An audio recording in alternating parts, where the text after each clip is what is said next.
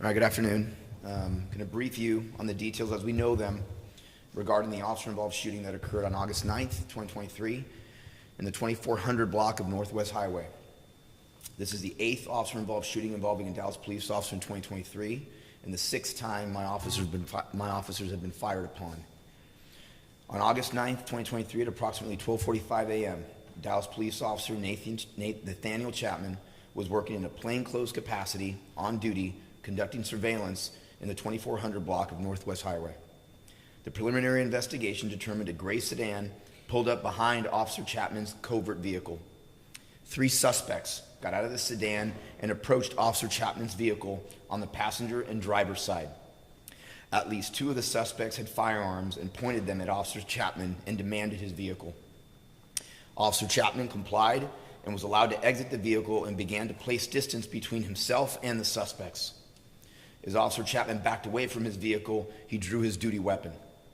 Shots were fired by at least 2 of the suspects and by Officer Chapman, who was ultimately struck in the left leg. The suspects then sped away from the scene in the gray sedan and in Officer Chapman's covert vehicle. Officer Chapman called 911 and Dallas police officers responded, administered first aid, and took him to a local hospital.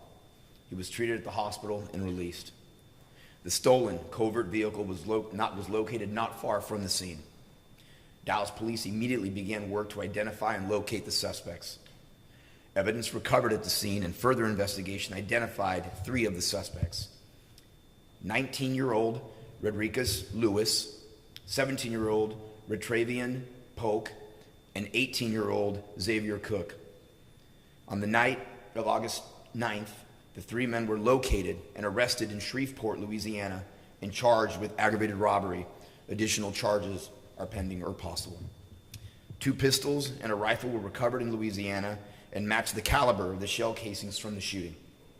Detectives were able to determine Lewis was the driver of the suspect vehicle.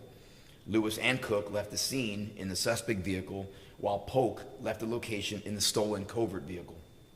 All 3 suspects are from Louisiana and have prior juvenile criminal histories. The investigation is ongoing and being investigated by the Special Investigations Unit. The Dallas County District Attorney's Office and Office of Community Police Oversight were notified and responded to the scene. Again, this is our 8th shooting involving a Dallas police officer this year, yet another incident where the suspect armed with a firearm shot at my officers.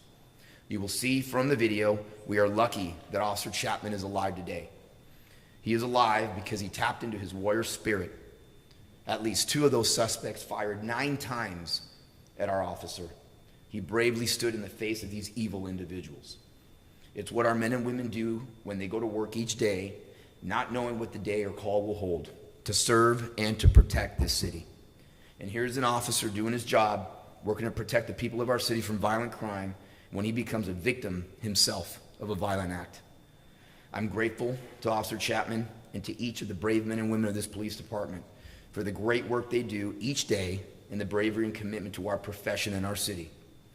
Now, you all know this has been a tough week for us, and I cannot thank the members of our SIU unit enough for the remarkable investigative work on this case and the expediency in which this case has been resolved. We'll now play the surveillance video.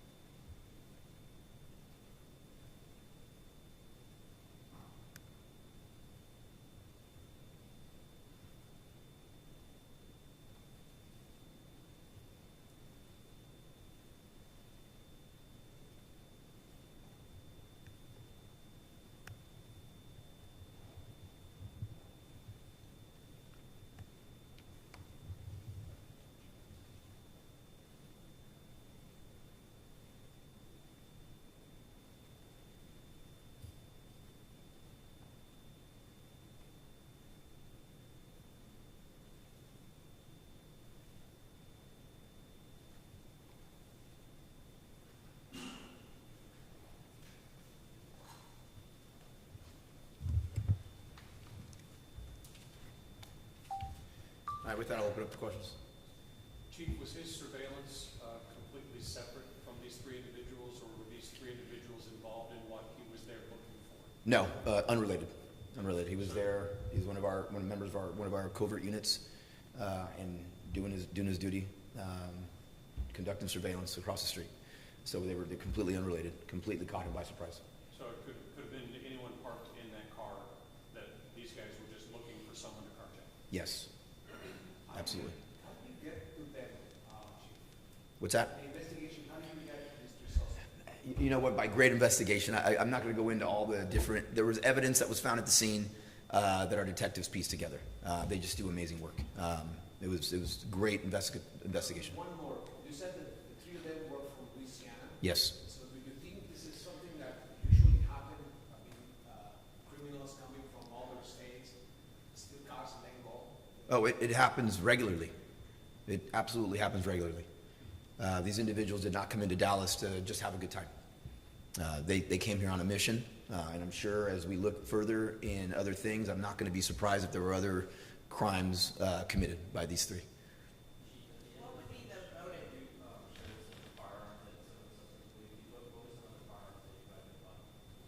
I'm sorry? What were the firearms that you guys found with the suspects?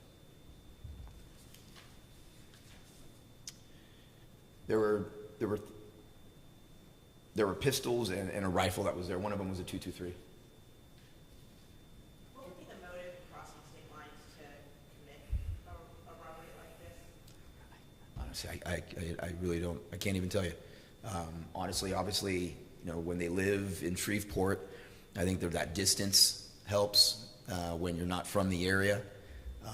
So obviously, if they're trying to get back, it's probably that the vehicle they were in was stolen.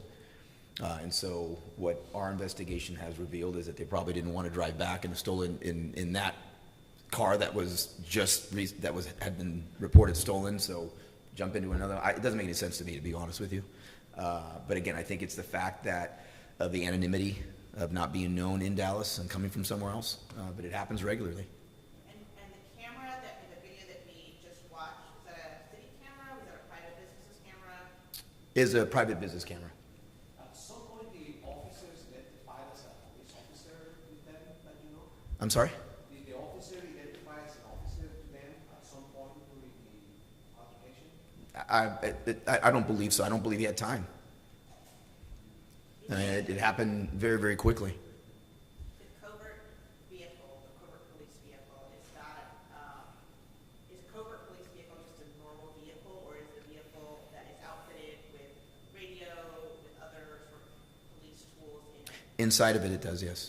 So it might have been obvious to them once they took it that it was We are surmising it was very obvious to them when they heard the radio traffic of an officer having been shot, and that's probably one of the reasons they dumped it as quickly as they did. So they would have been listening to the radio, the reaction to the response to the very crime that they committed as they were driving away. Yeah, it depends. It depends on what channel the officer was on at the time, but I think they may have heard some radio traffic, and that's why they dumped the car. I mean, obviously, if you look around, you're going to know that's probably not the vehicle to have taken, but in any event. How far was it, Chief, when they left the car? It was a short distance away. Seconds? It was pretty quickly. As a matter of fact, I think when as officers were responding to the scene, I think the car had already been dumped. It was very quickly. Is the belief that they panicked when they realized what they'd taken? Again, I can't get into the heads of these individuals, but I mean, I would imagine. Chief, can you, not to repeat everything that you did yesterday, but can you speak to the week and the help that an Officer Chapman is getting right now, and tell us, as far as you know, how he's doing? Well, he's doing well. He was released that night, treated and released that night. I met with him at the hospital. He was in great spirits. He was ready to get back to work, like every police officer here that puts on this uniform or goes out and does his job. So he was in good spirits, but obviously our wellness unit will be very much involved with him, as we spoke about yesterday. We're going to normalize the fact that here's the thing. I mean, he's feeling great. He's in great spirits, but the three at least 2 armed suspects shot 9 times at him at relatively close distance. Right? It's by the grace of God and his warrior spirit that we didn't lose another officer that same day. And so, you know, we're definitely going to keep our eye on him and have those conversations with him and any support that he may need for any officer that would go through such a traumatic incident. And we break it down like it's routine. This is what police officers do. No human being should have to go through that. None. And so that's something that we recognize, and we're going to work very, very hard to ensure that our men and women know that that's not normal. We know it's not normal, and give every offer and wrap our arms around them. What can you tell us about the officer chief? Said how his veteran, married, etc. He's been on the department since 1999. So he's a veteran officer, absolutely. Very well respected, very well, does a great job. Married. What's that? Married with kids. Wow, I'm not going to go into his personal life. But You said there's potential charges in Louisiana. Did they sort of, is the belief that they continue to commit crimes, or is this for something that occurred prior to the carjacking? And are they? it's part of what I discussed. There may be other things that they were involved in Dallas while they were here. And so that's why other charges could be possible. They could be tied into some other things. But there are potential charges over like back in Louisiana? That I don't know. Oh, okay. And then, so are they in the process of being brought back? Yeah, they are. And can you speak at all in general terms of the type of covert operation that Mr. Chapman was involved in? No, Not to give it away. not to give it away, but our covert units are throughout the city, looking in going to areas that we know violent crime occurs. They're an invaluable tool for us, particularly the area that he was surveilling that oftentimes are victims of robberies and things of that nature. He was doing his job. And this is it. Doing his job, a veteran officer doing his job at 12:45 a.m. I mean, you really gotta give it to him to be able to have that type of mentality and to really, this is a veteran officer that really wants to help his city and reduce violent crime, and he saw it firsthand. So is that an area where there have been carjackings in the past, or is that something that he was actively? They're normally, depends on the intelligence that they're getting on a day-by-day basis is when they get where they're deployed. But again, they're invaluable for us, and we absolutely need them. It's something that I'm grateful that we have those resources available. They've helped solve many crimes for us. And although we were a victim on this one, it also solved this crime. Yeah, they were not going to stop. He put his life on the line really to protect the residents of the city, because had it not been his car, there was someone else whose car was going to get carjacked that night. That is 100% fact. And so on one hand, we're fortunate that a resident of the city of Dallas was not hurt. We're fortunate we didn't lose an officer, but make no mistake about it, had it not been his car, there was another resident that was not a police officer of this city that would have been carjacked that night. None of the suspects were injured. I'm sorry? None of the suspects were injured. No, we don't believe so. Thank you. Okay, thank you. We do the Spanish on the side. Yeah, we'll do it. Thank you, Chief. Thank you.